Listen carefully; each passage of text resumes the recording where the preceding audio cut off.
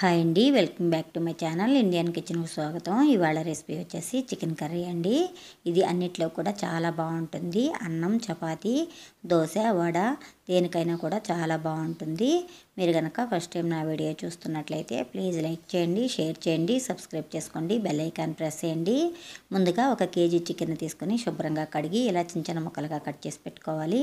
ఇప్పుడు ఇందులోకి ఒక 1/2 టీ స్పూన్ అంత సాల్ట్, ఒక 1/2 టీ స్పూన్ అంత పసుపు కూడా వేసేసి 1 స్పూన్ అల్లం వెల్లుల్లి పేస్ట్ వేసుకోవాలి. అలాగే 1 స్పూన్ ధనియా పౌడరు, 1/2 స్పూన్ కారం కూడా వేసేసుకొని ఇదంతా ఒకసారి బాగా కలుపుకొని ఒక 2 గంటల పాటు ఫ్రిడ్జ్లో పెట్టుకోవాలి. ఇలా పెట్టుకోవడం వల్ల చికెన్ అనేది సాఫ్ట్గా ఉంటుంది. ఇప్పుడు స్టవ్ వెలిగించుకొని ప్యాన్ పెట్టుకొని ఇప్పుడు ఇందులోకి ఒక 10 ఎండుమిర్చి వేసుకోవాలి కారానికి తగినట్లు. అలాగే ఒక 10 జీడిపప్పు కూడా వేసేసుకొని లో ఫ్లేమ్లో వేయించుకొని ఇదంతా ఒక మిక్సీ జార్లోకి తీసుకోవాలి. ఇది మెత్తని పౌడర్ లాగా పట్టుకోవాలండి.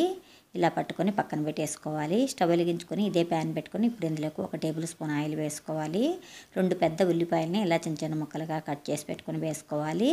1 పచ్చిమిర్చిని కట్ చేసుకొని వేసుకోవాలి. అలాగే రుచికి సరిపడా కల్లుప్పు వేసుకొని ఇదంతా గోల్డెన్ బ్రౌన్ కలర్ వచ్చేంత వరకు వేయించుకోవాలి. ఇప్పుడు ఇందులోకి మ్యారినేట్ చేసుకున్న చికెన్ కూడా వేసేసుకొని ఇదంతా ఒక 2 నిమిషాల పాటు ఆయిల్లో మగ్గించుకోవాలి. ఇప్పుడు మూత పెట్టుకొని ఒక 2 నిమిషాల పాటు ఉడికించుకుంటే చికెన్ అనేది సాఫ్ట్గా ఉడికిపోతుంది.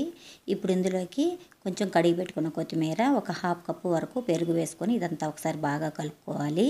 ఒక 1/2 స్పూను గరం మసాలా వేసుకోవాలి. దీంట్లో చేసిన గరం మసాలా అండి. ఇప్పుడు మిక్సీ పట్టుకున్న పౌడర్ను కూడా వేసేసుకొని ఇదంతా ఒకసారి బాగా కలుపుకోవాలి.